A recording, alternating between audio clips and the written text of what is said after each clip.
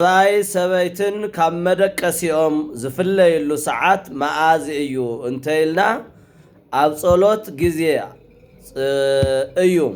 ምኽንያቱ ወኢይትገሃሱ ኣሃዱ እምካልኡ ዘእንበለ ዳእሙ በዘተወዋሂክሙ በዕድሜሁ ከመ ታስተርክቡ ለጸሎትክሙ ይብል ቀዳማይ ቆሮንቶስ ምዕራፍ 7 ቁጽሪ 5 ማለት እዩ። ታይብለና ግዚኹም ንጸሎት ተበርክቱ ኣብ ተኣዘዝኩሉ ጊዜ እምበር ሰብኣይ ሰበይቲ ካብ መደቀሲኦም ኣይፈላለዩ ዝብል መልእክቲ ኣሎ።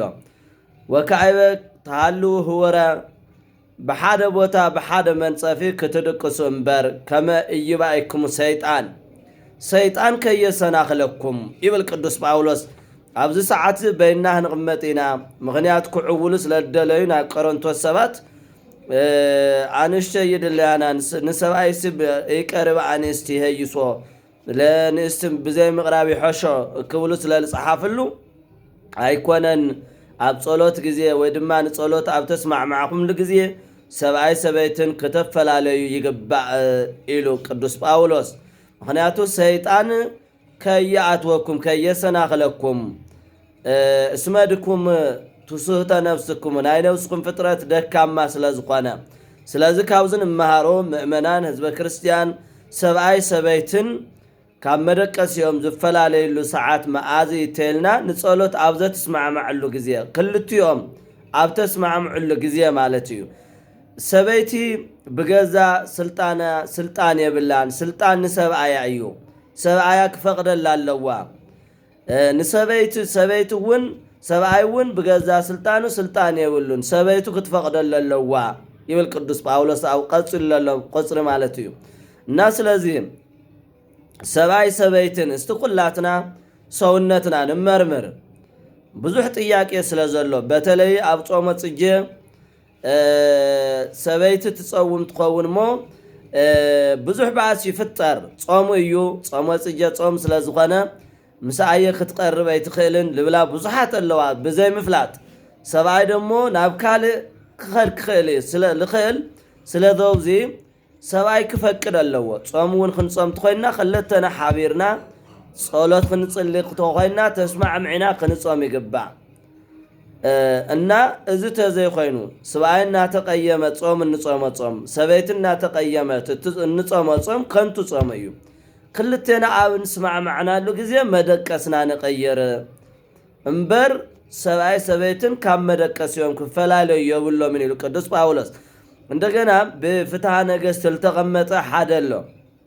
ሰብኣይ ሰበይትን ብሓደ ዘይድቅስሉ መዓዘ እዩ እንተይልና መጀመርያ ዓርበ ረቡዕ ክልተ ገሃድ 4 ጾመ ነነዌ 5 ጾመ ህርቃል 6 ጾመ ህርቃልና ዓብይ ጾም ሓደ ስለዝኾነ 6 ሕማማት 7 እዚኦም ኣብ ፍትሐ ነገሥት ተቐሚጦም ንረኽቦም ማለት እዩ። ኣብ አንቀጽ 15 ስለ ጾም ዘውግዕ ማለት እዩ።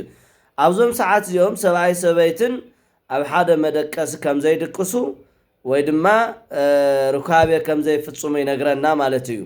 ስለዚ ካብዚ ልወፅእ ለተጻሓፈ ደሞ ተስማዕምዒና ንጾመሉ ኣብዚ ሰዓት እውን ሰብኣይ ሰበይትን ክንስማዕማዕ ይግባእ፣ ክንፈቓቐድ ይግባእ እምበር ሰበይቲ ከም ድላያ ሰብኣይ ከም ድላዩ ክኾነ ይኽእልን። እዚ ደሞ ካብ መጽሓፍ ቅዱስ ወፃኢ እዩ፣ ካብ ሕገ ቤተ ክርስቲያን ወፃኢ እዩ። ናብ ካልእ ምኻድ ትዋና ሓጢኣት ዝገብሮ መጽሓፍ ቅዱስ ናብ ካልእ ምኸይድኻ ምዙማው እዩ።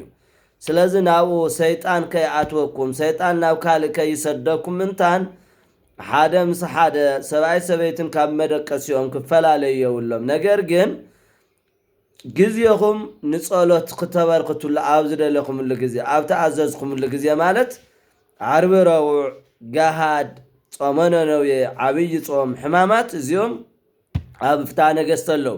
እንደገና ለይተቐመጠ ኣሎ ጾመ ፍልሰታ ለዓበየ ጾም ስለዝኾነ ተስማዕምዒና ብበይና ደቂስና ጸሎትና ክንፍጽም ይግባእ። ስለዚ ምእመናን ህዝበ ክርስቲያን ትዋና ኣብ ውሽጢ ገዛና ስምምዕ ተዘይሃልዩ ጸሎቱ ለመስተቀይም ከመዘር ዘወድቀ ውስተኮክ ጸሎቱ ናይ መስተቀይም ጸሎት ከምቲ ኣብ ኮኩሕ ዝወደቀ ዘርኢ እዩ ተቀባሊ የብሉን ይብለና እና ለምንታይ ዳ በይንኻ ተጾምካ እንታይ ይጥቅሙ በይንኻ ክትኸውን ትኾይንካ ደሞ በይንኻ ማኣስም መኾን ወይ ድማ መነኩሴ ምዃን የድሊ እና ሰብኣይ ሰበይትን ተስማዕምዕና ክንጾም ይግባእ ተስማዕምዕና ንክንጸልይ ይግባእ ኣብዚ ምልከቶ ደሞ ኣብዚ ተኣዘ ኣብ መጽሓፍ ዝተኣዘዙ ድማ ዓርብ ረቡዕ ጾመነ ነዊየ ገሃድ ዓብይ ጾም እዚኣቶም ከተፋቂርና ተስማዕምዕና ክንጾም ይግባእ እምበር ሓዲኡ ደላይ ሓዲኡ ዘይደሊ ሓደ ጸዋመ ሓደ ዘይጸዋመ እንተኾይኑ ክልተ ስጋ ሓደ ስጋ ኢና እናበልና ክልተ ስጋ ንምንታይ ንኸውን ስለዚ ሰብኣይ ሰበይትን ኣብ ጸሎት ግዜ ኣብ ስማዕምዕሉ ግዜ ኣብ ተኣዘዙሉ ግዜ ክፈላለዩ እምበር ካብ መደቀሲኦም ክፈላለዩ ፍቃድ ከም ዘይኾነ ቅዱስ ጳውሎስ ብቀዳማይ ቆሮንቶስ ምዕራፍ 7 ቁጽሪ 1 ጀሚሩ እስካብ ፍጻሜ ለሎ ስለ ጋብቻ እዩ ዝነግረና ስለዚ ኩላትና ኣብ ገዛና ኮይና ስነንብባ ሰብኣይ ይኹን ሰበይቲ ትኹን